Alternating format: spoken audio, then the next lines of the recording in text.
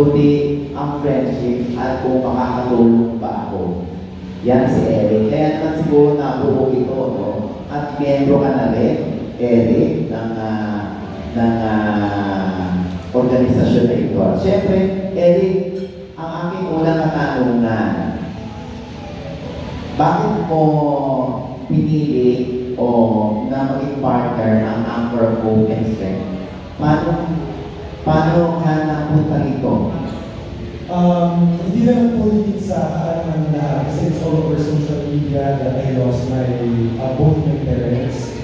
And syempre bilang anak ko, we have experienced the lowest of low.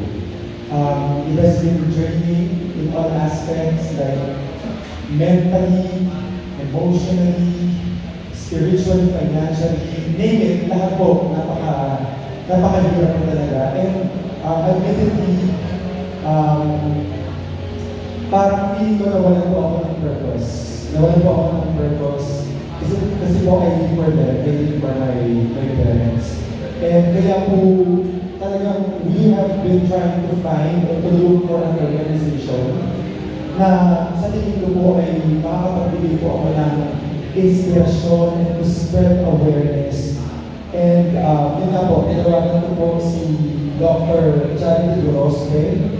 Siya po yung oncologist ng aking nanay at naging pamilya na po sa amin.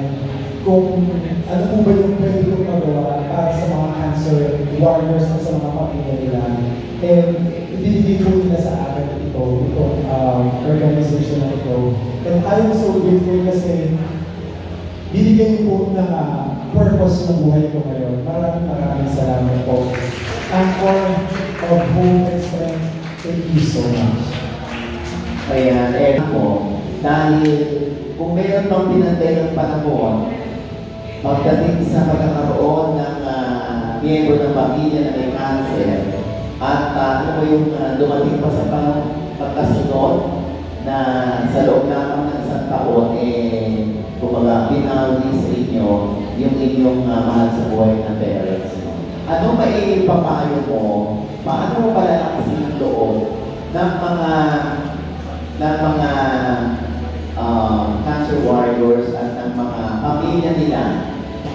Kasi gusto nila malaman sa pamumugot si Eric. Ba't nakatayo pa rin siya? Bakit matibay pa rin siya? It's never easy. Hindi po madali at kailanman siguro hindi magiging madali, especially sa mga nakakaranas ng sakit na ito, lalo na rin po sa mga pamilya na may mga loved ones na nagsasuffer ng sakit na ito. And ako mismo, sa sarili ko, talagang na-experience ko namin yung mga kapatid. Yung hindi namin po alam kung sino magbabantay sa ospital, kasi kailangan po namin magtrabaho. Hindi ko namin alam kung saan po kami buhugot ng kahas. Every time nakaharap po kami sa doktor, ano na naman kaya bad news, may good news bang dadating. Sabi ko nga po kanina, sobrang draining po siya in all aspect. Siguro ang naging pinagugutan ko po ng lakas dito ay yung faith ko sa Panginoon. Admittedly, to be honest po talaga, medyo na-shake yung faith ko, especially when my father, when we knew about the diagnosis of my father, exactly the same as my mom. Parang sabi ko sa Panginoon, why my parents? They were good people, matulungin sila, mabait, they were kind people, pero bakit sila?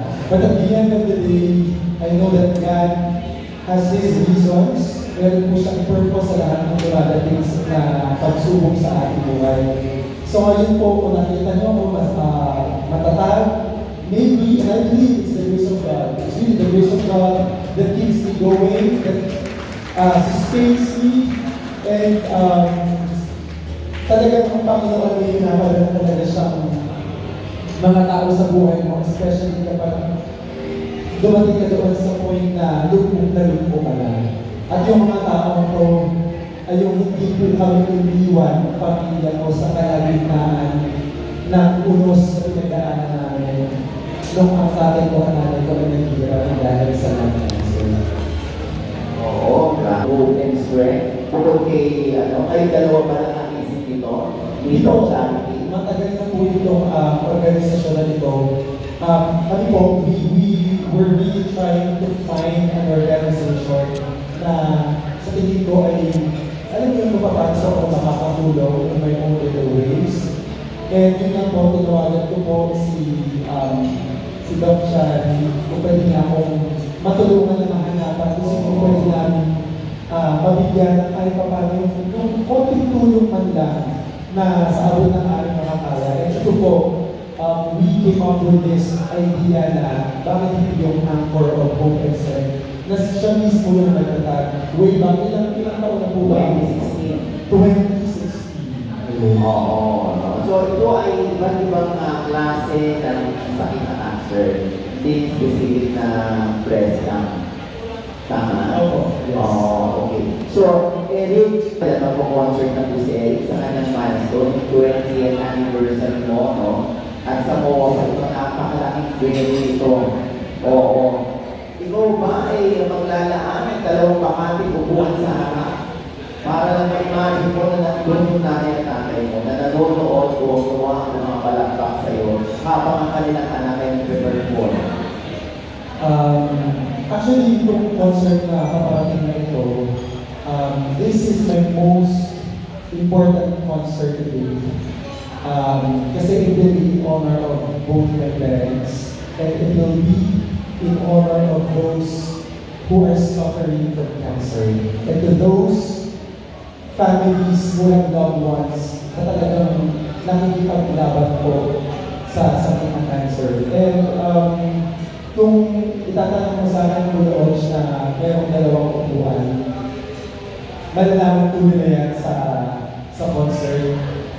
Medyo mahirap kong isipin kasi yung nanay ko at yung tatay ko, every time na magkakaroon po ako ng mga mahalagang events sa buhay ko, they were there for me. And this time, sobrang kulang. Napipil ko yung ako naman na alam ko magtatanghal ako sa napakaraming tao. Pero yung pinag-aalayan ko at yung main people ko bakit ko ginagawa yung mga bagay na ito ay hindi ko makikita physically. So it will be hard for me, but I promise you guys that the concert will be fun and you will enjoy it, and you will be inspired by the songs that I will be singing and of course. Yes. The elderly patients, yung mga lalaking pasyente, as well as yung mga bata naman, covering all cancer lines. So maraming kami, 2016 na organize yung Anchor Hope. And yung aming lugar ay napakalimutan na kami. We're not able to afford to rent a big space for our daily activities. Yung mga activities namin, we will includes regular prayer. And so may prayer group ang ako. Meron din kami radio ministry every Saturday and Sunday, all dedicated to spread God's word.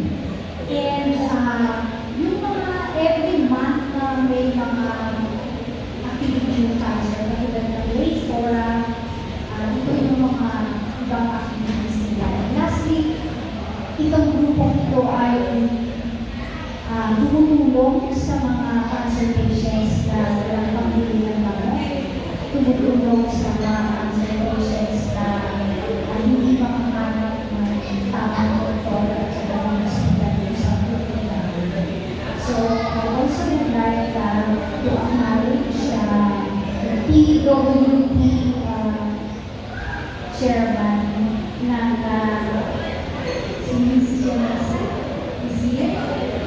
so lahat ng cancer patients is automatically a member ng PWP. They facilitate sa works at the conference, and she's a cancer patient herself. I'd also like to call in Dr. Sibolo. Dr. Sibolo is the advisor of the Anchor Hope Line, Anchor Hope and Strength, and she's also a cancer patient, breast cancer patient. And of course, our tireless President, Tita Miles.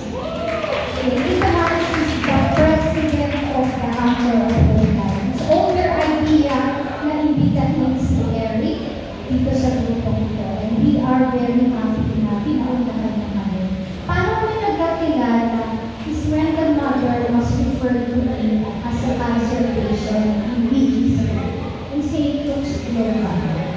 So, first time kami nakita, kapag na si Eric, hindi ko manilang nag-isip si Eric yun kasi nakamas. But nevertheless, her mother is nakahagaan ko po ng loob. Si Mami. I call her Tita. Kasi takot na takot siya. Siyempre, pag na-diagnose ng cancer, hindi automatic na makakatagal yun. And because of her fear, parati kami nag-uusap. Parati kami we give her hope, we talk to her each time para mawala yung tao. And she has to Cornerstone na ba sila? Hindi lang kasi hindi lang yung takot, hindi yung mga side effects ng gamot. Hindi lang yung Mommy was probably very lucky kasi meron siya mahulog na pang-diagnose. Papaano na lang yung mga patients na walang pala. So, this is one of our advocacy. I'm so glad that Eric is supporting this in honor of his parents. Oo. Sabi ko sa kanya, Eric, ikaw naman kami ng panahon, makinig sa mga kanta mo. Actually, Eric sends songs. There was a time na nagawa kami ng concert sa Zoom. Nagpabilis siya yung Oo. Na video. yeah, napamasko ng mga cancer patients. So today po, ilan na po yung mga sinusuporta ng pasyente ng Anchor Hope and Strength? Napaka